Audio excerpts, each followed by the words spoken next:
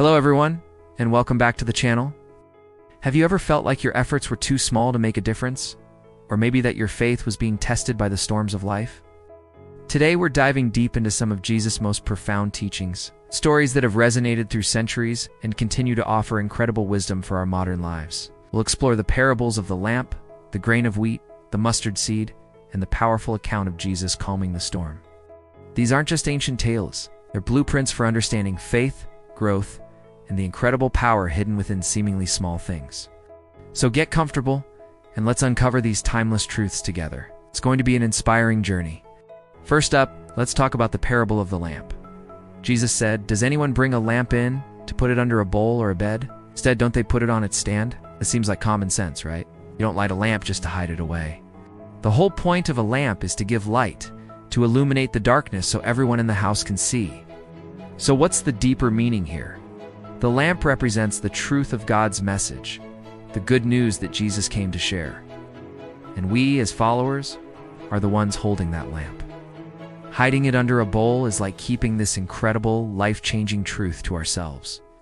It's like discovering a cure for a disease and then locking the formula in a safe. That would be selfish, wouldn't it? Jesus is telling us that our faith isn't meant to be a private, hidden secret. It's meant to shine brightly for all to see.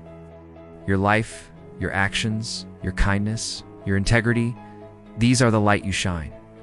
It's not about being preachy or obnoxious, but about living in a way that reflects the goodness and hope you found. It's a call to be authentic, to let our inner light guide not just our own path, but to also help illuminate the way for others who might be stumbling in the dark. Your light matters. Don't hide it. Now let's move on to two parables that talk about growth in a very mysterious and beautiful way. First, the parable of the growing seed. Jesus described the kingdom of God like this: a man scatters seed on the ground. Night and day, whether he sleeps or gets up, the seed sprouts and grows, though he does not know how. The earth produces crops by itself. This is such a powerful illustration of faith and trust. The farmer does his part. He prepares the soil and sows the seed. But after that, a process begins that is completely out of his control. He can't sit there and force the seed to grow by staring at it. The growth is a natural, divine process. This teaches us a crucial lesson about our own spiritual journey and our efforts to make a positive impact. We do our part. We plant seeds of kindness. We share words of encouragement. We live with integrity. But we have to trust God with the results. We might not see the immediate impact of our actions. We might not understand how our small gesture of goodwill could possibly blossom into something significant, but that's where faith comes in. We trust that God is at work even when we can't see it. The growth is happening quietly, mysteriously, beneath the surface. This parable encourages us to let go of our need to control everything and simply trust the process. Do your part and let God handle the growth. Right alongside that, we have the famous parable of the mustard seed. Jesus said the kingdom of heaven is like a mustard seed, which is the smallest of all seeds, but when it grows, it is the largest of garden plants and becomes a tree so that the birds come and perch in its branches. This is one of the most hopeful and encouraging parables of all. A mustard seed is tiny, almost insignificant. You could hold one in your hand and barely feel it. Yet within that tiny speck lies the potential to become a huge plant, a tree even, offering shelter and a home to birds. This is a direct parallel to our faith and our actions. What you have to offer might seem small to you: your talent, your time, your resources, your single act of kindness. It might feel like a tiny mustard seed in a world full of giant problems. But Jesus is telling us not to despise small beginnings. That small seed of faith, when planted and nurtured, has an explosive, divine potential for growth. It can grow into something far beyond what you could ever imagine, creating a legacy of shelter, hope, and life for others. Think about it. Every great movement, every world-changing idea started as a tiny seed in someone's heart. Your faith, no matter how small you think it is, has that same potential. Don't underestimate the power of the small things you do for God. He specializes in turning mustard seeds into mighty trees. So we've talked about shining our light, planting seeds, and trusting in the power of small beginnings. But what happens when life feels less like a quiet garden and more like a raging sea? That brings us to our final story. Jesus calming the storm. Jesus and his disciples were in a boat crossing the Sea of Galilee. Jesus, exhausted from teaching, was asleep in the back. Suddenly, a furious squall came up. The waves were breaking over the boat and it was nearly swamped. The disciples, many of whom were experienced fishermen, were terrified. They were professionals on the water, and they knew they were in mortal danger.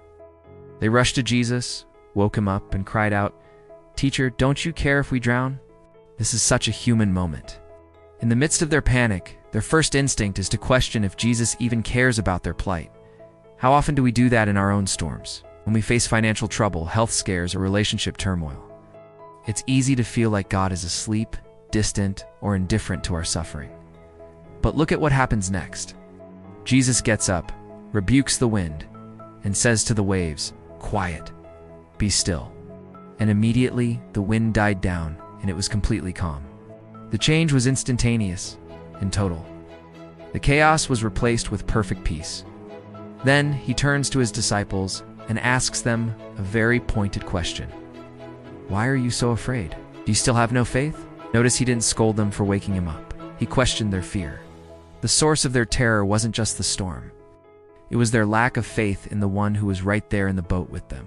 They had seen his miracles, heard his teaching, but when the storm hit, they forgot who was in their boat. This story is a powerful reminder for us.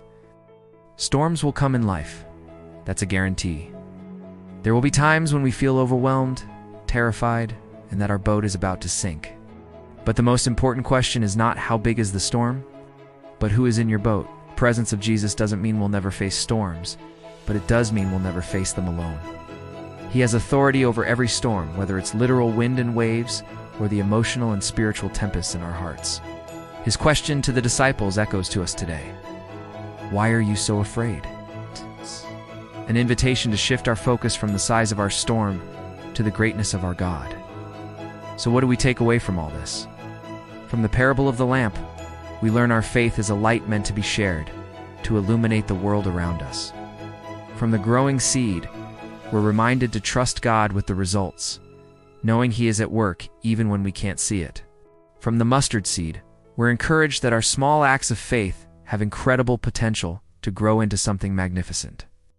And from Jesus calming the storm, we learn that no matter how fierce the tempest, the one who has power over all creation is in the boat with us. His presence brings peace that surpasses all understanding. These stories are not just historical accounts. They are living words, offering us guidance, hope, and courage for our journey today. Let your light shine, plant your seeds of faith, and trust that the Master of the wind and waves is with you always. Thanks so much for watching. If this message resonated with you, please give this video a like and subscribe for more content like this. We'll see you in the next one.